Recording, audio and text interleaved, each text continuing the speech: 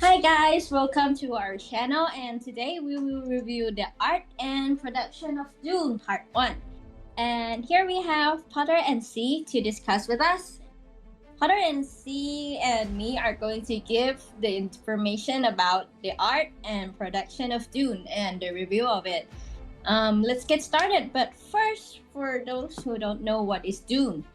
What is Dune? Dune is a science fiction novel by Frank Herbert, serialized in analog from 1963 to 1965, and then published in a book form later in 1965. The story of Dune follows young nobleman Paul Atreides through the adversity to his destiny as a messianic leader on the arid desert planet Arrakis.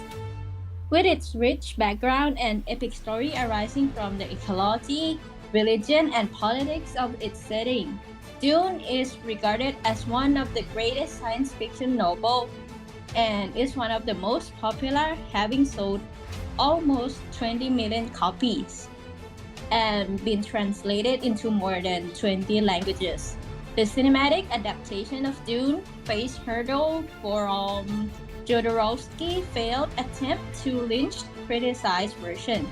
However, the franchise endured with the TV adaptations. But in 2021, Denis Villeneuve released a highly acclaimed film adaptation starring Timothée Chalamet as Paul, followed by the sequel Dune Part 2 in 2024 or in this year. Villeneuve also plans an adaptation for Dune Messiah as well. So let's get starting with the review. Each of us are going to review each scene that each of us like, and let's go. Okay, my name is Potter, so I'm gonna talk about these scenes, the first impression of the Caladan. So the first scene that we have seen is like the gigantic spaceship that's growing from the water and have the shape of the spaceship is have a really strong shape, more like a big block that came under the water and gave us feel like the gigantic things. And then what I like about this scene is this scene is show a big landscape and it capture the vibe of the overall planet environment in a single scene, and which is pretty good because most of the movie they took a lot of screen time to explain what the vibe of the planet look like, and it's too much sometimes. But for me, I think this is really good and fast pacing for the movie, for the audience to understand the mood of the planet. So when it comes to the mood and tone of this scene, mostly they use green and blue to explain the feeling, and the shadow is also blue, based on the cold city, like your western country. The cold city, or they have like the cat shadow is blue, and the clothing that Paul is wearing is just a normal cloth jacket that everybody is wearing also, and it's also reflects the weather of this planet also, so the audience will understand, oh, this planet is cold and it have a lot of water, and this is look pretty good planet. The Caladan is a mix of the influence to like create a sense of the functionality and the natural harmony. Caladan is portrayed as a lush and a water-rich planet, and its architecture is also reflect its organic shape and aquatic essence to it. The shape of the architecture of the building is also reflect the environment of the planet. Mostly the interior is made from wood, as you can see, and a little bit of stone mixed together. And around the rooms have a really big window all around to let the light and the wind flow into the building to give it the vibe, the softness and the peaceful of this building, but also have the feeling of luxuries And the shape of the exterior of the castle is based on the medieval castle. As you can see, the shape of the castle is pretty organic and flow with the landscape.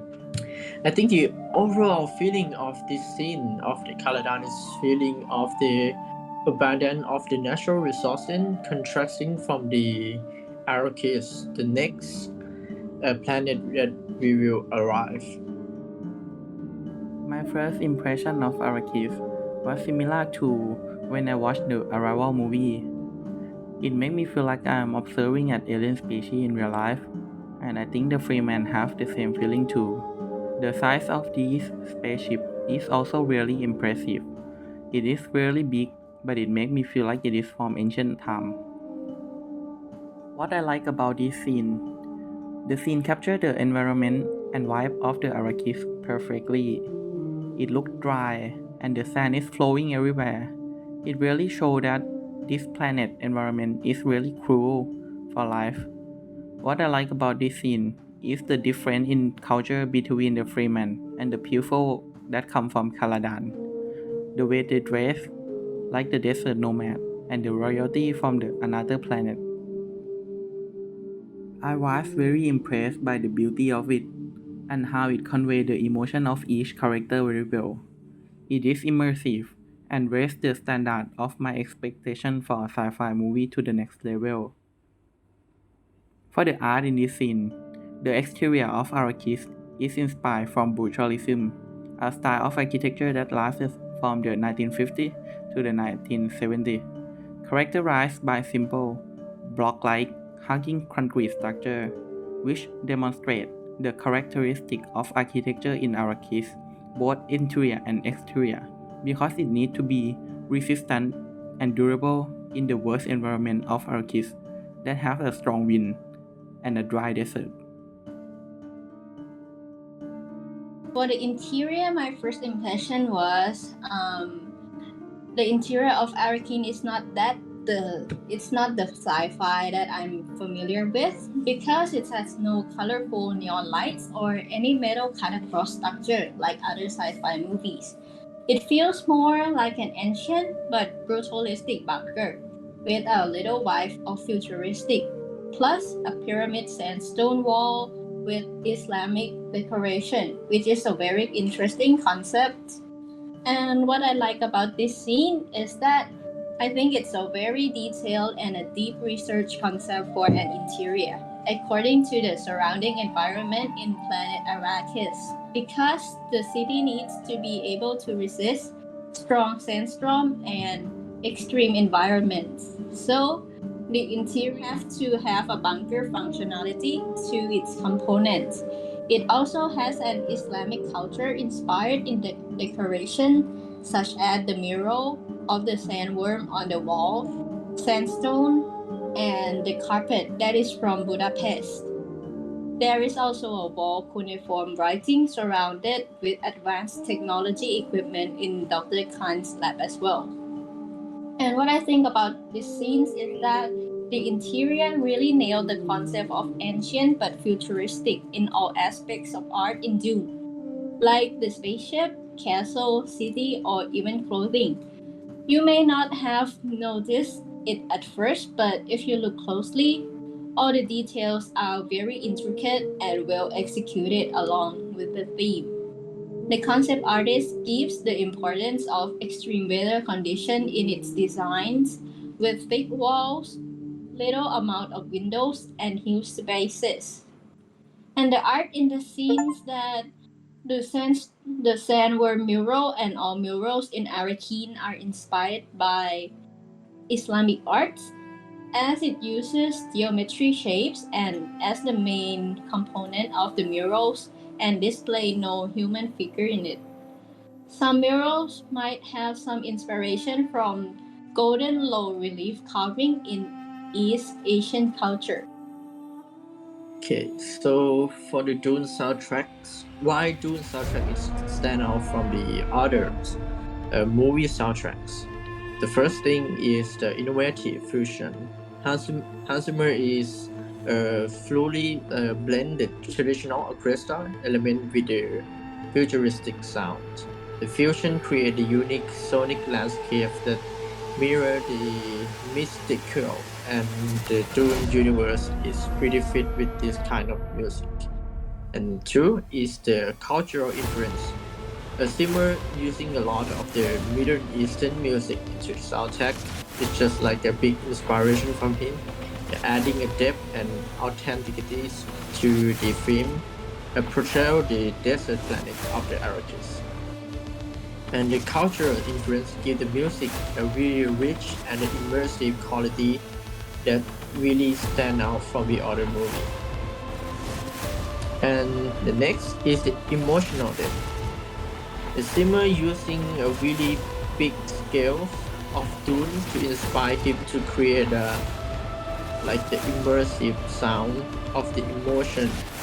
The music resonance the theme of the hero and the theme of the sacrifice is including in the sound that he creates. And the last thing is the innovative technique.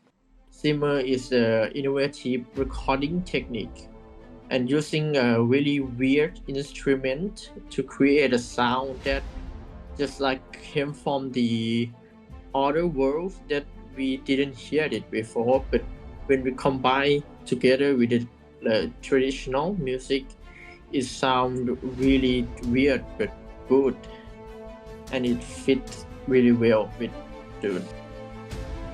For the last part is the summary of this review. Um, for Dune Part 1, Denis Villeneuve is a cinematic adaptation from one of the most popular sci-fi novels, Dune by Frank Herbert. The main location of this story is the desert, which affects a lot on the film, art, direction, and music, and also the production. The art and production in this film is very intricate and interesting to study as a deep research and a great blend of sci-fi and traditional Islamic culture. That is not too sci-fi according to the world building of the novel. We really do recommend you to watch Dune for anyone who heard about our reviews, and we guarantee that you will experience one of the kind experience after you finish the movie like us, especially people who are interested in art and production design.